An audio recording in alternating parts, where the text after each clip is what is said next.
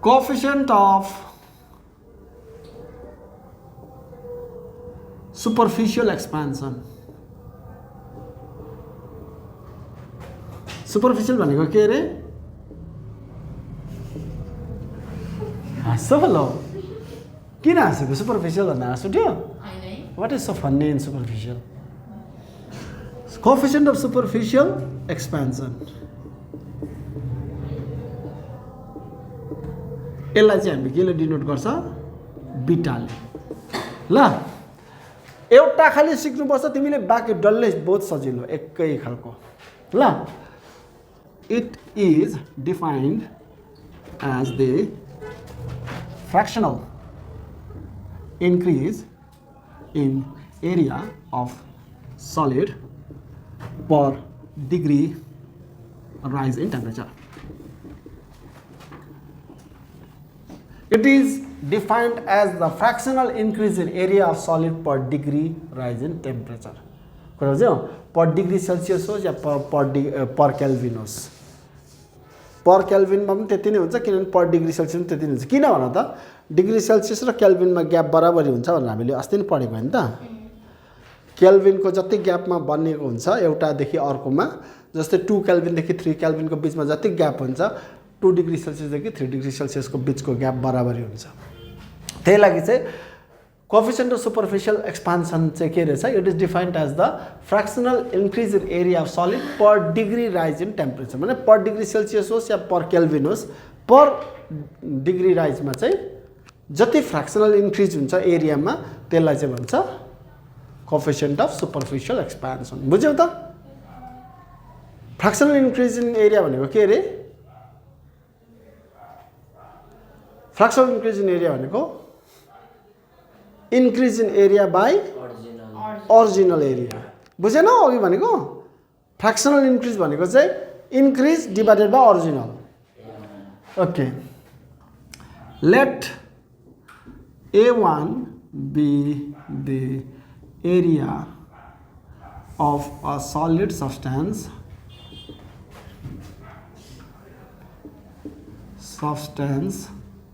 at theta 1 degree Celsius and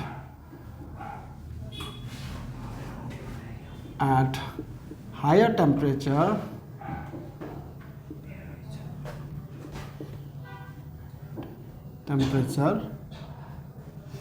theta 2 degree Celsius be A2. कुरा बुझ्यौ? Let A1 be the area of a solid substance at theta 1 degree Celsius and at higher temperature theta 2 degree Celsius be A2. माने एउटा solid substance छ, त्यसको यो area छ नि, area यो सलिड सब्स्टेन्स छ, त्यसको एरिया चाहिँ पहिला चाहिँ A1 थियो अरे कति टेम्परेचरमा? थीटा 1 डिग्री सेल्सियसमा. टेम्परेचर बढायो, नयाँ टेम्परेचर भयो. अब थीटा 2 डिग्री सेल्सियस, यसलाई हिट गरेपछि त टेम्परेचर बढिहाल्छ हैन? हिट गरेर टेम्परेचर बढायो, नयाँ टेम्परेचर कति भयो रे? थीटा 2 भयो. त्यो थीटा 2 हुँदाखेरि चाहिँ यसको एरिया चाहिँ हल्का बढेर चाहिँ कति भयो? नयाँ एरिया चाहिँ A2 भयो. यो अब यो छैन, यो छैन. अब यो अब टेम्परेचर भयो थीटा 2 डिग्री सेल्सियस, एरिया भयो कति? A2. समझमा आयो? समझमा आयो? पर टेम्परेचर घटेर फेरि थीटा 1 भयो भने यसको एरिया पनि घटेर कति बनिन्छ? A1 बनिन्छ. कुरा बुझ्यौ त? ह? बुझ्दैछौ? त्यसो भने टेम्परेचर कति राइज भयो रे सुहाना? कति टेम्परेचर राइज भयो? थीटा 2 त नयाँ टेम्परेचर भयो. पुरानो टेम्परेचर कति थियो? त्यसो भने कति राइज भयो टेम्परेचर? 1 डिग्री सेल्सियस राइज भयो. Third 1 degree Celsius. उसले खाली दामी भन्यो. पहिला थीटा 1 डिग्री सेल्सियस थियो, बादमा यो त original initial temperature theta 1 degree Celsius थियो, फाइनल टेम्परेचर भयो थीटा 2 डिग्री सेल्सियस. कति राइज भयो टेम्परेचर? थीटा 2 डिग्री सेल्सियस कस्तो आमा हो यिनीहरू छक्कै. पहिला 2 डिग्री सेल्सियस थियो, बादमा गएर 80 डिग्री सेल्सियस भयो. यो इनिशियल टेम्परेचर, यो फाइनल टेम्परेचर. यो इनिशियल टेम्परेचर, यो final temperature. Rise in temperature कति भयो? राइज इन टेम्परेचर कति भयो? राइज इन टेम्परेचर कति भयो? 80 माइनस फाइनल माइनस इनिशियल. के रे? फाइनल इनिसियल भनेपछि फाइनल टेम्परेचर तिम्रो 80 degree Celsius minus initial temperature 2 degree Celsius भनेपछि राइज इन टेम्परेचर कति भयो 78 डिग्री सेल्सियस समझमा आयो सो पहिला टेम्परेचर θ1 डिग्री सेल्सियस थियो इनिसियल टेम्परेचर θ1 डिग्री सेल्सियस थियो फाइनल टेम्परेचर θ2 डिग्री सेल्सियस भयो सो राइज इन टेम्परेचर कति भयो समझमा आयो एरिया कतिले बढ्यो what is the rise in area A2 minus A1 initial area A1 थियो फाइनल एरिया A2 भयो भनेपछि राइज इन एरिया कति भयो A2 minus A1 राइज त नभन्नु increase in area A2 minus A1 भयो सो लेखिदिन्छु यहाँ फर कति राइज भयो temperature temperature for θ2 minus θ1 degree Celsius rise in temperature increase in area of the solid कति भयो increase in area A2 minus A1 final area minus initial area increase in area बुझ्यौ त त्यसैले for θ2 minus θ1 degree Celsius rise in temperature fractional increase in area लेखौँ न fractional increase in area of the solid कति हुन्छ for θ2 minus θ1 degree Celsius θ2 minus θ1 degree Celsius for θ2 minus θ1 degree Celsius rise in temperature fractional increase in area of the solid कति हुन्छ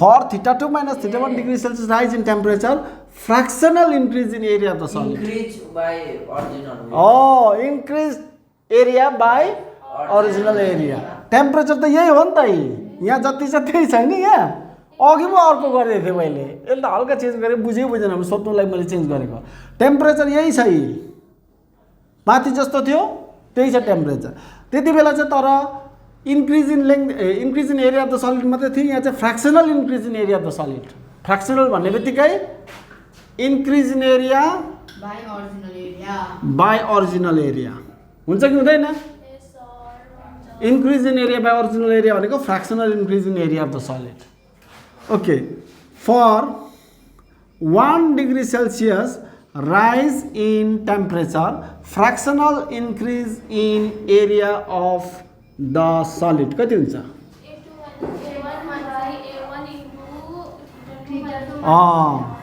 फ्र्याक्सनल increase भनेपछि चाहिँ यो A1 यहाँको अब 1 डिग्री गर्दा चाहिँ यो तल झर्छ हैन त यहाँ के हुन्छ A2 minus A1 by A1 into तर हामीले के सिकेको छौं भन्दाखेरि चाहिँ it is defined as the fractional increase in area of solid हेरै राम्ररी हेरे fractional increase in area of solid per degree rise in temperature 1 degree temperature rise हुँदा fractional increase in area of the सलिडलाई चाहिँ हामी के भन्छौं coefficient of superficial expansion 1 degree Celsius अर्थात् 1 डिग्री टेम्परेचर राइज हुँदाखेरि 1 डिग्री टेम्परेचर राइज हुँदा fractional increase in एरियालाई त के पो भन्छौँ अरे कोएफिसिएन्ट अफ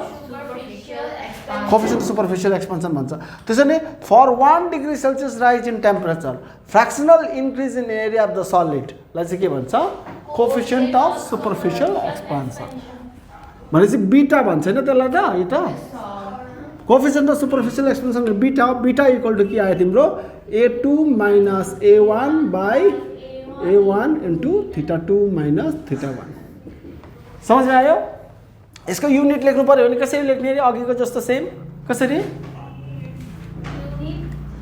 एरिया को unit metre square by metre square दुईटा काट्टी जान्छ यो यसको युनिट के हो केल्भिन हुन्छ माथि जाँदा पर केल्भिन हैन भनेपछि के आएछ युनिट चाहिँ एसआई युनिट चाहिँ पर केल्भिन अर्थात् और यसरी पनि लेख्न सक्छ केल्भिन टु द पावर -1 लेख्दाखेरि के लेख्ने पर केल्भिन सीजीएस युनिट के लेख्ने पर डिग्री सेल्सियस और डिग्री सेल्सियसको पावर -1 यसलाई चाहिँ के भन्दो रहेछ पर